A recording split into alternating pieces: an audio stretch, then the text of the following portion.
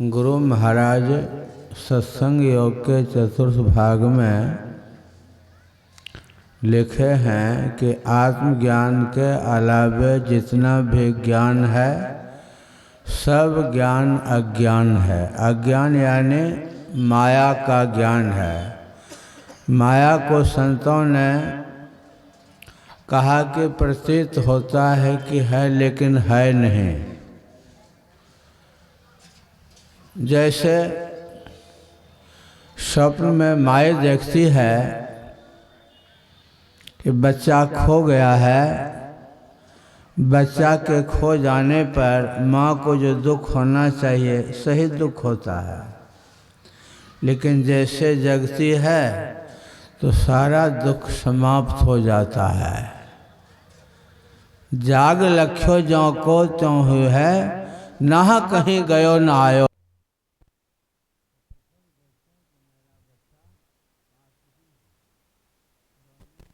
का जो दुख था वह दुख समाप्त हो जाता। ठीक उसी प्रकार हम जब तक माया में दुनिया में रहेंगे, जब तक हम आप माया में रहेंगे, तब तक हमारा आपका प्रभु के वियोग का जो दुख है उस दुख से आप छूट नहीं सकते हैं।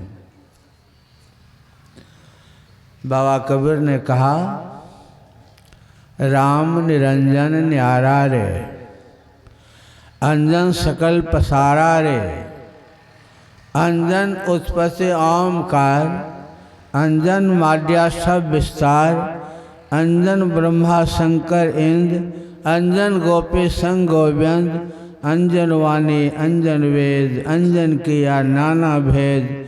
अंजन विद्या पाठ पुराण, अंजन फोकट कथय ज्ञान। अंजन पाति अंजन देव, अंजन करे अंजन सेव। अंजन गावे अंजन नाचे, अंजन वेश आनंद दिखावे।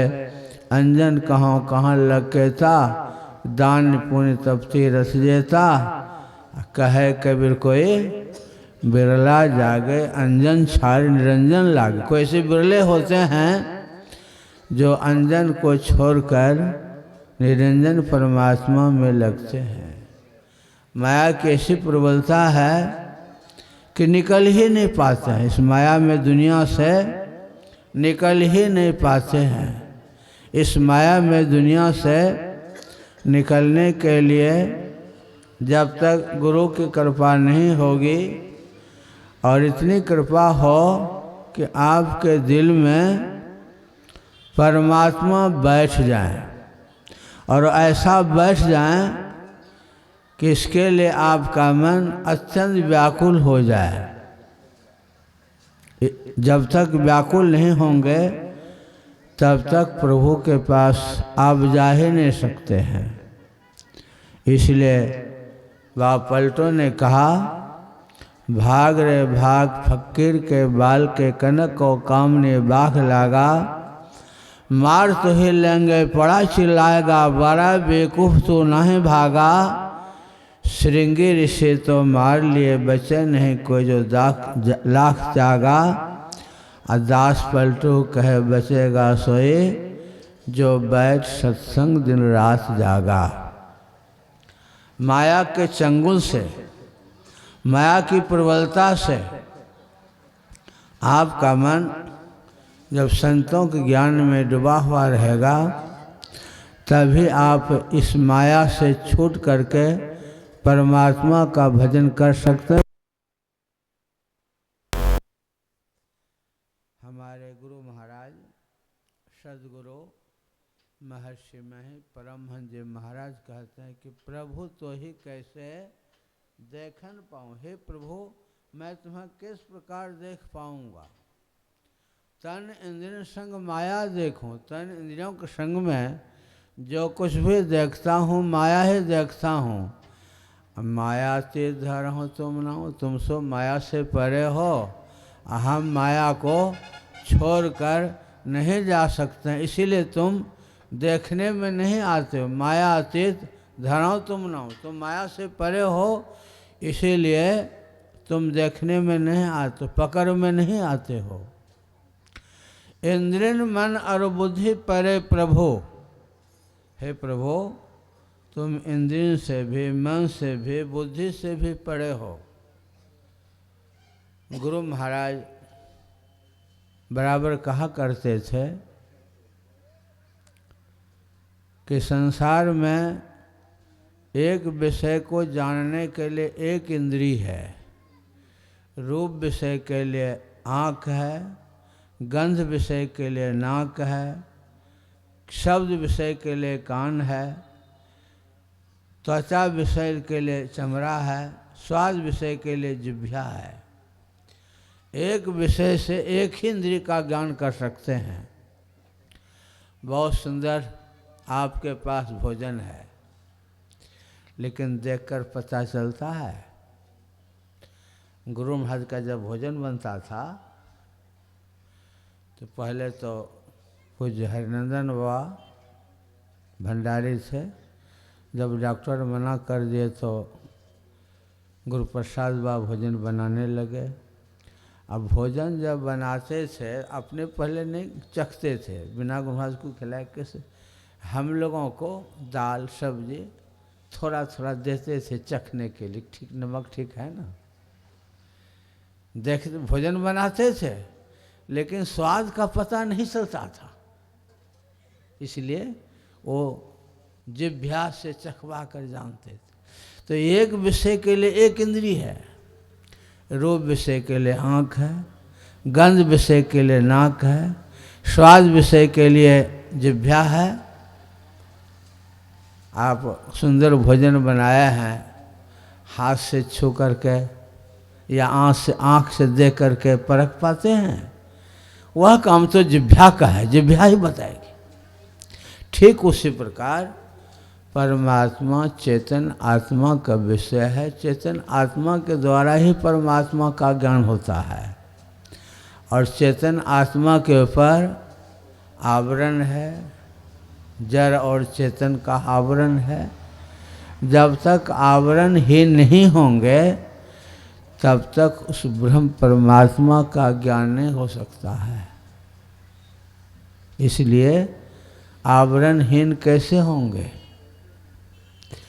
बाबा कबीर ने भी कहा, खोज रूह के नैना, चेतन आत्मा की आँख से उस प्रभु को खोजो।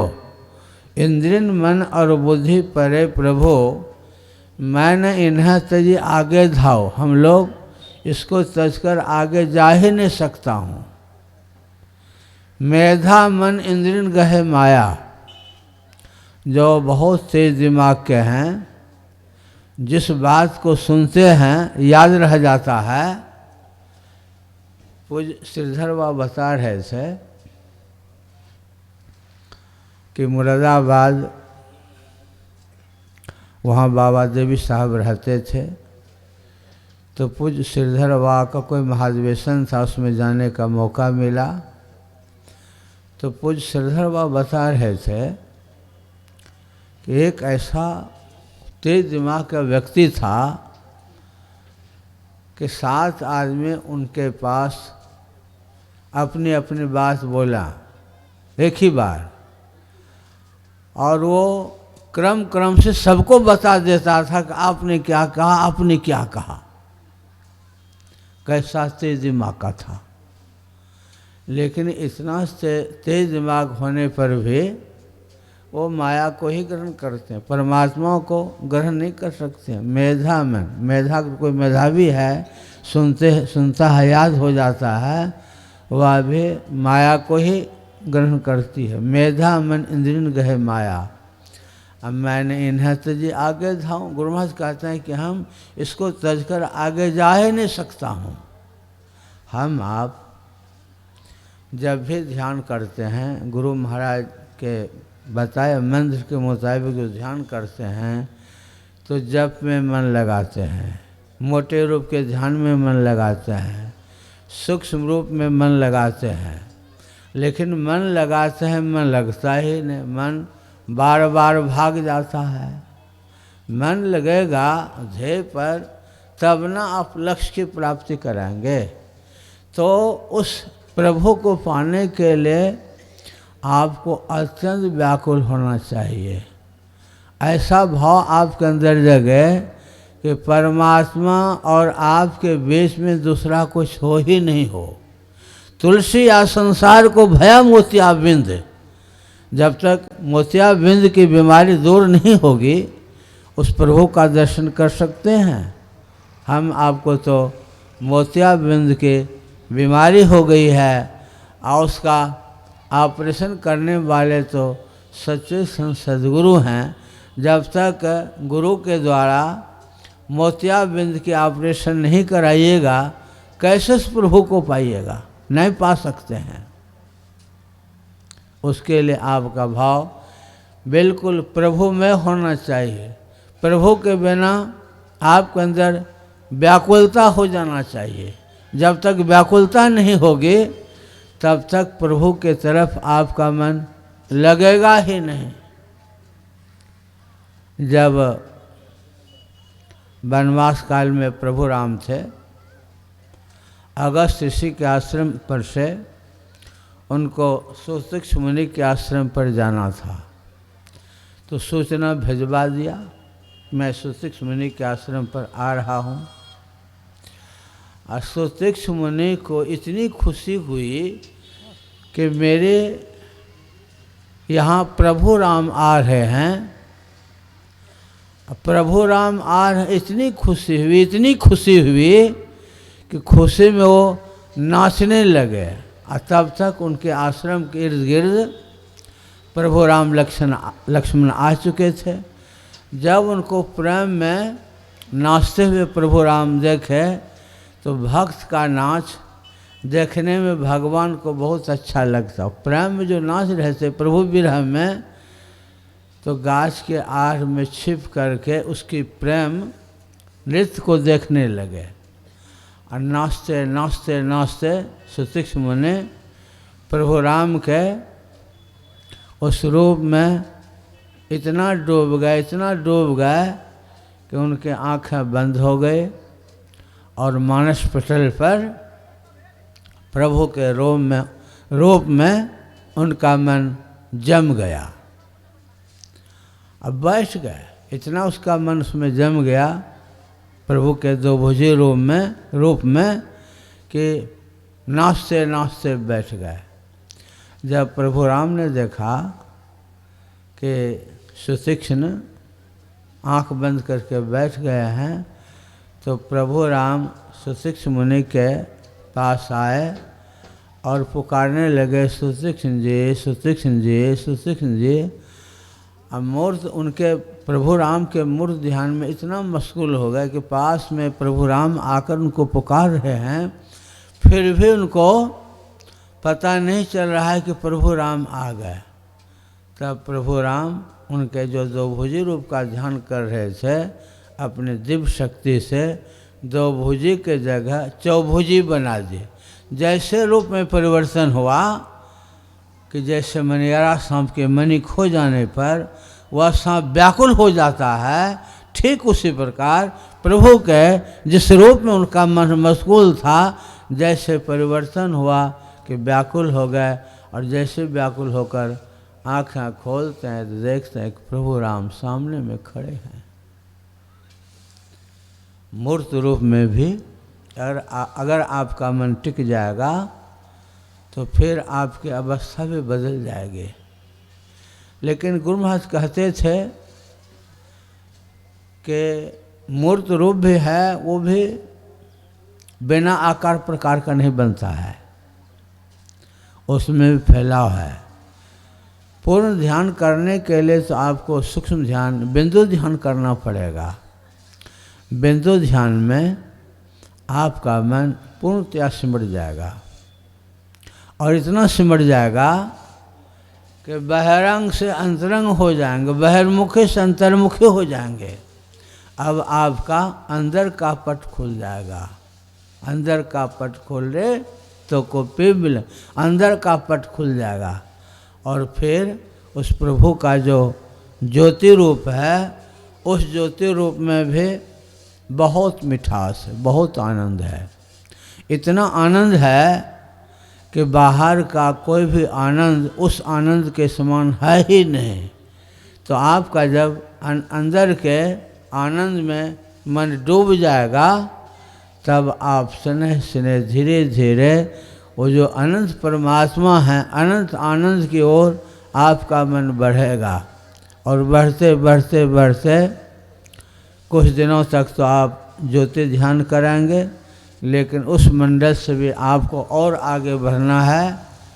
अभी तो आपका एक ही आवरण समाप्त हुआ है, स्थूल आवरण हटा है, अभी तो आप सूक्ष्म आवरण में हैं। सूक्ष्म आवरण से भी ऊपर उठने के लिए वहाँ पर आपको शब्द का सहारा लेना पड़ेगा। सूक्ष्म मंडल का अगर शब्द आपको सुनाई पड़ जाएगा तो गुरु महाराज के सत्संग योग चतुर्थ भाग में वर्णन आया है कि शब्द में दो तरह का गुण होता है। एक गुण तो रहता है कि केंद्र पर खींचने का गुण रखता है, और दूसरा केंद्र के गुण को साथ लिए रहता है। तो सूक्ष्म बाबा आ रहे हैं। श्री सद्गुरु महाराज की।